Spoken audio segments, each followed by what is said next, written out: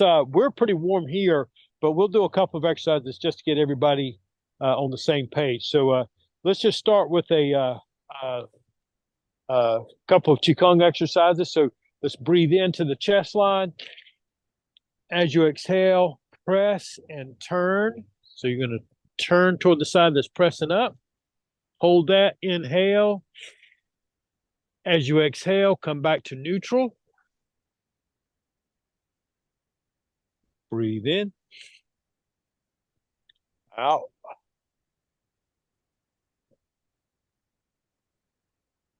Inhale. Return to neutral. Exhale. Breathe in, out.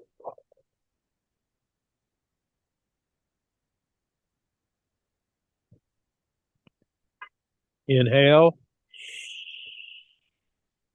Return to neutral. One more time. Press.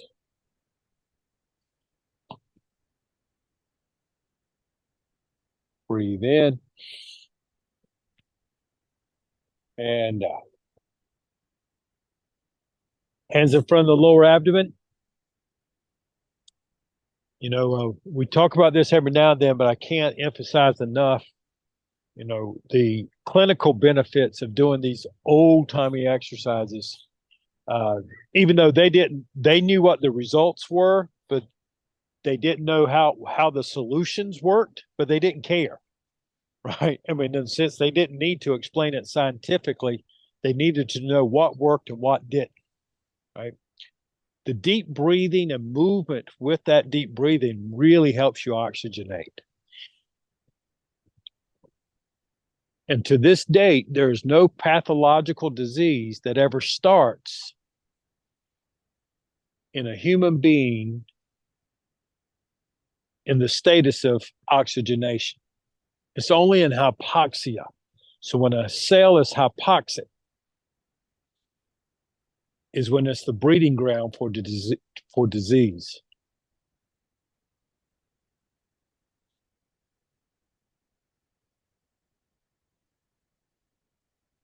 Like for you to take a few more deep breaths, breathe in nice, counting to 4. Exhale slow, counting to 8.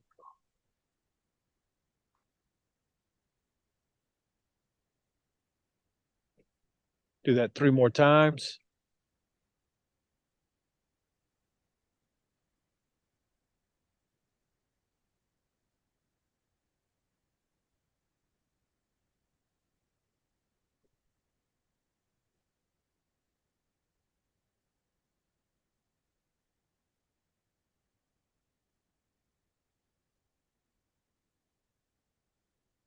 Once more.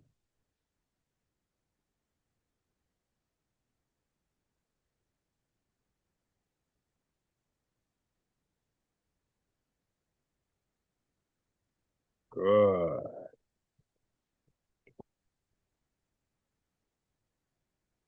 Let's breathe in and rock back toward the heels a little bit. Exhale to the balls of your feet.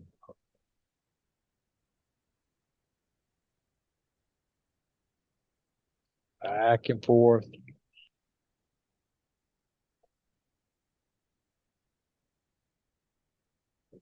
5 more times.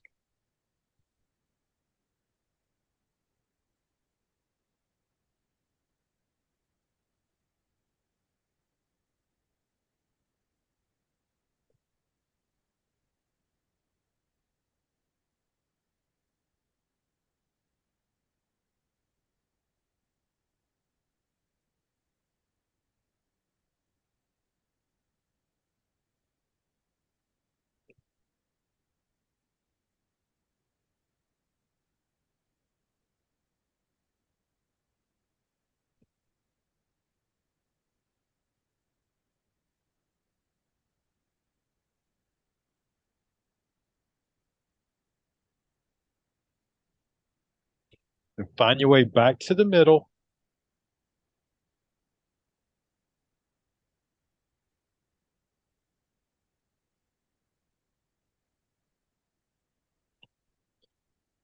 Let's go through our centering breath. I'd like for you to stack one palm on top of the other. One at the heart, one at the lower abdomen. As you breathe in, take the lower hand, let it swim out. And then as it comes down in a half prayer right in front of you, exhale. We're going to do 3 to each side, 6 all together. Breathe in.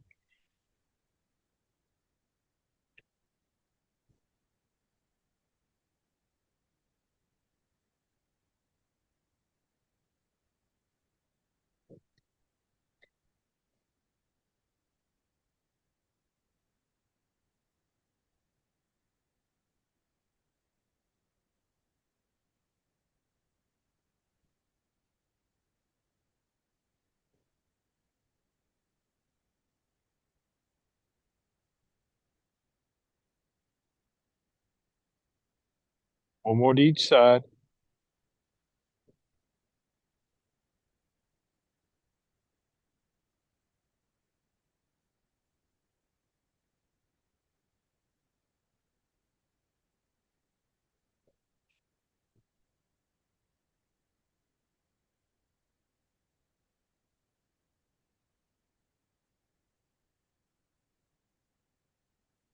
Then return to a resting posture.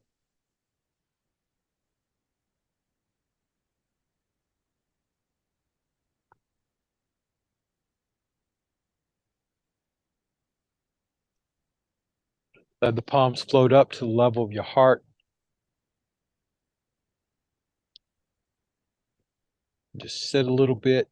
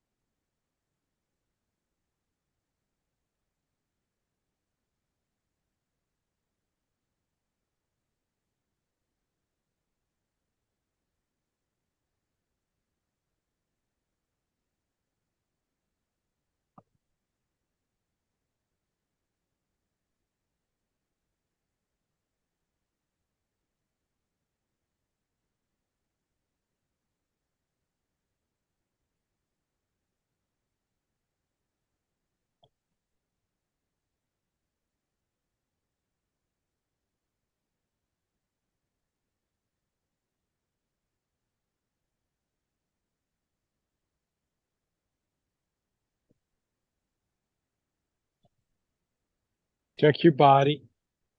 Just make sure you feel like you're balanced in all directions.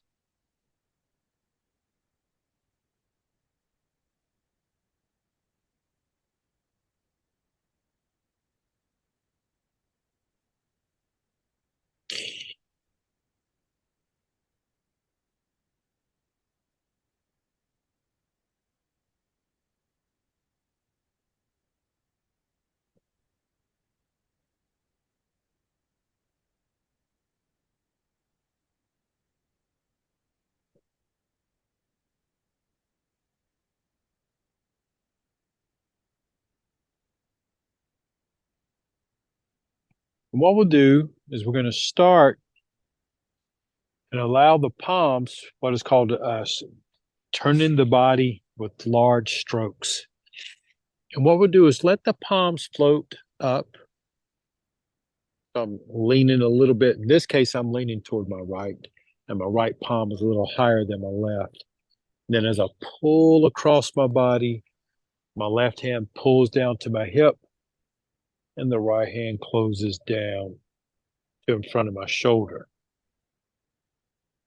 and my weight has shifted to the left. And from here, I change. I let my left hand float up. I'm going to pull across my body. And as I do, my right hand pulls toward my hip. My left palm goes in front of my body. So for a moment in time, if I'm facing straight ahead, that's what I look like. Okay. My left arm is like just directly in front of my left shoulder, and my right palm is by my hip. How I got there with my weight shifted is what makes it look a little different. But here I just let the hands float, pull across the body, and out. Float.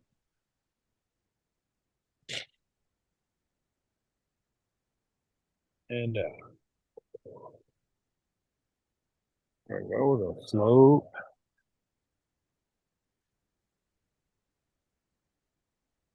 And out. Let's do a few more. Main thing is patience here, because we'll adjust that timing a little later. But for right now, I'd like for you to float, then turn.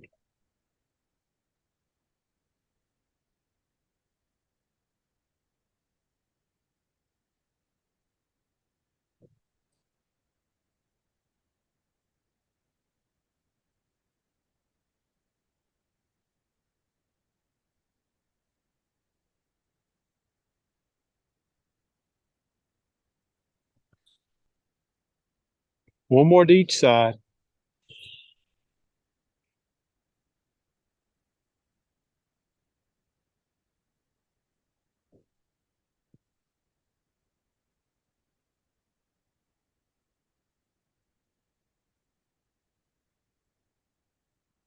Good. Okay. So just as a reference point, if I'm standing in front of you in a horse stance, that's what I look like. Okay.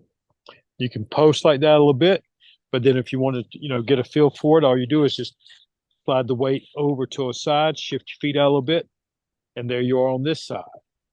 Then you take the hands up and out.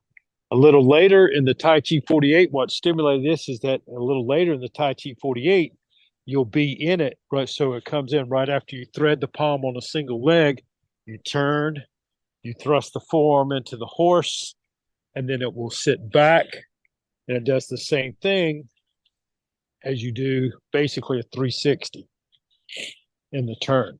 But you start, that's what we did this evening. It's just an easier way for you to move, right? So that's one. The other thing that I've been working with the folks in the Pinehurst class on is some details, and it's just details on the. In this case, it was for the parting horse's mane, and occasionally y'all know how I can get about making sure you're doing it properly, or at least making sure that I've taught you properly, right? And so one of the things with parting horse's mane is that we were working on footwork on Saturday, which led to me working with them on some things over the week. So when you're looking at how we move out of one bow stance, we're in a bow stance, one leg's forward, we sit back, we turn the front foot out just a little bit, we shift our weight over to it, okay? That releases the back leg. So now that I can pick it up and pretty much put it anywhere I want, but since we're walking a bow stance, I just put it straight ahead. Okay. Now let's go through that again, because a lot of times when people start moving, they forget the nuances that they're supposed to be practicing. And so, you sit here and you sit back. 1, turn the foot. 2, shift your weight forward. 3, when that releases, you lift it out. That's 4. Then you shift your weight onto that leg. That's 5. That's 5 steps to get from one bow stance to the other. Okay, when you're paying attention to the details, eventually they will all become kind of like one movement, but they should never be sloppy. Right. And so let's do it again on your own. I'll just kind of walk you through and talk you through. Right. Sit back is 1. Turn the thigh out a little bit. That's 2. Shift your weight forward. That's 3. Empty the release the rear leg.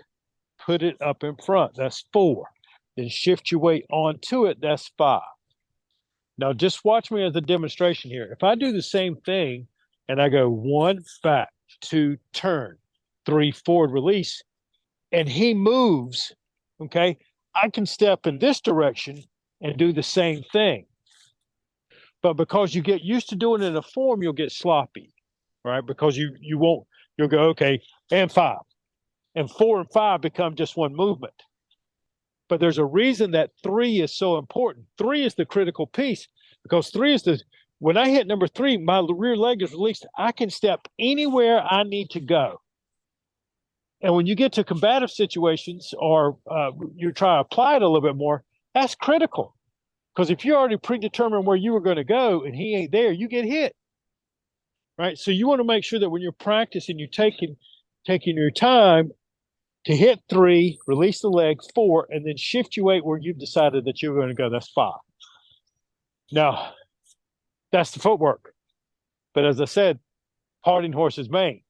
So when you look at parting horse's mane, if your right leg is forward and the left hand is back, there you are, you're parting horse's mane. And let's count through it. Where are my arms supposed to be during that cadence? Okay. So when I sit back, 1, I'm already holding the baby. But if you see me from the side, you'll see I'm pulling the baby to me. Okay. And then on 2, I turn the thigh, but I also turn the baby. 3, critical here is that you advance the baby. You see how I advance. My belly button and my head move forward. I advance the baby. 4, I just hold it. And then 5, I stretch on out to the next parting horse's mane. Okay? So that's all 5 steps. And in each 5, there's other actions that your upper body's doing in synchronization with it. But, withdraw the baby, turn the baby, advance the baby, hold the baby, and then parting horse's mane.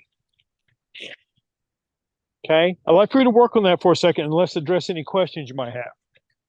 Because that's 5 steps. And then if you feel like you got that side down pretty good, then we'll do the other. But let's give this one just a minute or two.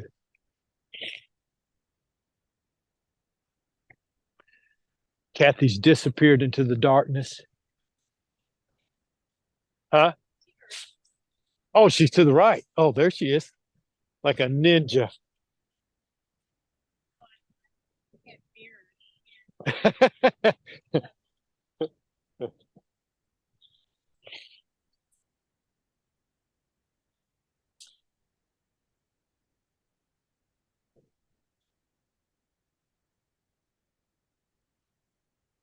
Good. That's much better, Bader.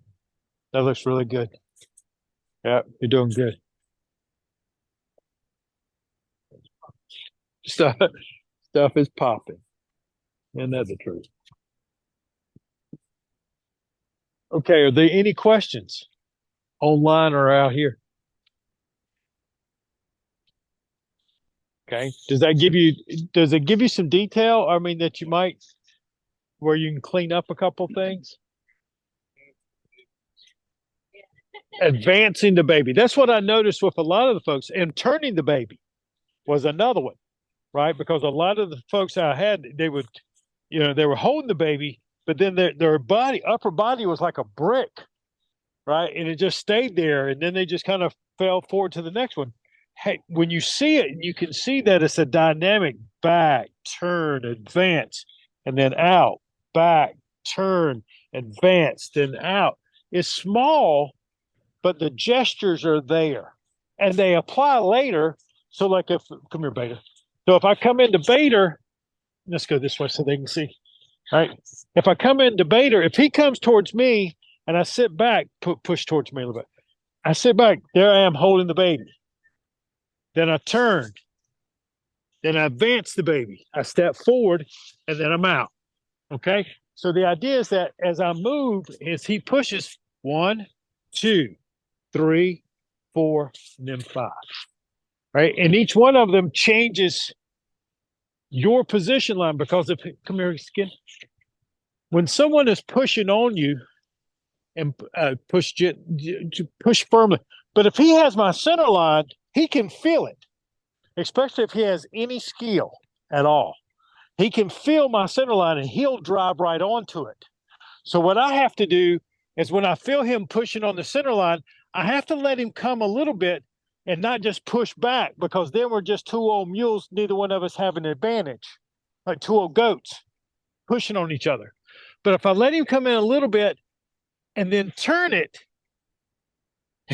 he's smiling, because all I got to do is turn it just a 1/4 inch. When he's pushing and I turn it just a 1/4 inch, and then when I advance it on him, he can feel that he's now in the danger zone, right? And all it took was me to let him come, turn it, and then come right back into it. Now he's stuck in space. Yeah. But you have to get used to just doing that for yourself. I'm not doing that to him in the practice. That is what happens to him because I'm practicing what I'm supposed to do. But if you try to apply it to him, you'll fail across the board because everybody's different. The one constant you always have is that you'll be the same. So when you know what you're going to do, you don't have to worry as much about what they're going to do. All right. So, and that same process is the same whether you're doing brush knee, sit back, turn, advance, listen to the seashell, then out all together. It's a different count. On the upper body has a little different, because it's a different technique, but the count on the lower body is still the same. It's a 5 count step to go from one bow stance to the next until you can smooth it out. Okay. That's a lot of work just all by itself. All right. And so now for the third technique for the evening that we were practicing, I said we would work on, and I'm going to try to remember what all we're doing this evening. I know Bob Speed's going to love this. And too bad Bruce Eames isn't here because I know he would cuss my name. The twisted horse.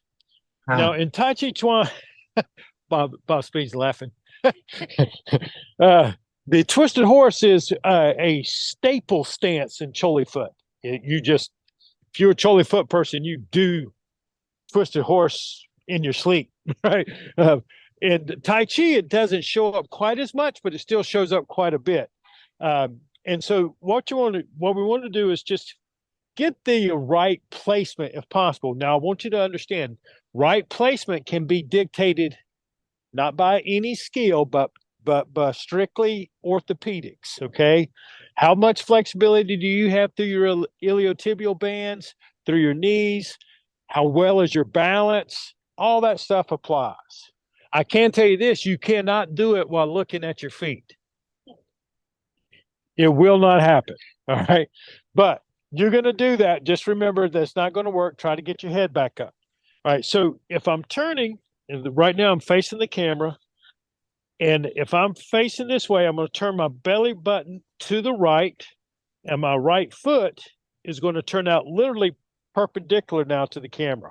The inside of my thigh is pointing straight to the camera. Then I'm going to twist my body and lift my rear leg. So now both of my toes are pointing in this direction. Okay. Now, my weight here, you can just practice getting your weight correct. It's going to be about 60-40 to the front, which is my right leg. Okay. Now, ideally, what I like to do is to be able to sit down a little bit to where I feel my rear knee, my left knee, fold behind my right one toward my calf. Ideally, my left knee will rest just behind, not on, my right calf muscle. And then you can bring it up, take a little breath, exhale, squat it down a little bit. I usually will put my hands on my hips. That's how we were taught in Choli foot to do it. Because my shoulders my shoulders and elbows should be pointing toward the camera if I'm doing it properly. Good. Let's do one more. And then up. Good. And then shake that out. I told the boys, I said, when I learned that, I was like, I'd never done a squat since. It was like this point, that is absurd. You could, the amount of flexibility and strength it takes to pull that off. Now, when you're doing it and you get stronger with it, ideally what will happen is you'll fold all the way down so that your rear knee folds down underneath and you can sit nice and deep and then of course get back up. But that's a gradual process. Now we need to do the other side so we don't walk out of here out of balance. Okay, so I'm gonna face the camera. I'm in a bow stance. We'll sit back. I'm gonna turn my left toe out perpendicular to the camera, so the inside of my thigh is pointing toward the camera here. I'm gonna take my right leg, turn it, so now both my toes are pointing perpendicular to the camera. And then I'm going to sit down. We'll do 5 reps. I'm going to exhale, squat down a little bit, breathe in, squat down, 2. It doesn't matter how deep you go. Sometimes just staying balanced and upright is an accomplishment, ain't it, Ken? It is. Yeah, won't you look at your toes some more? One more time. Bader, are you whining? No whining. All right. Take a breath. Thank you, ladies, for showing so much more courage and stamina. Poise. That's the word I'm looking for. Right. All right.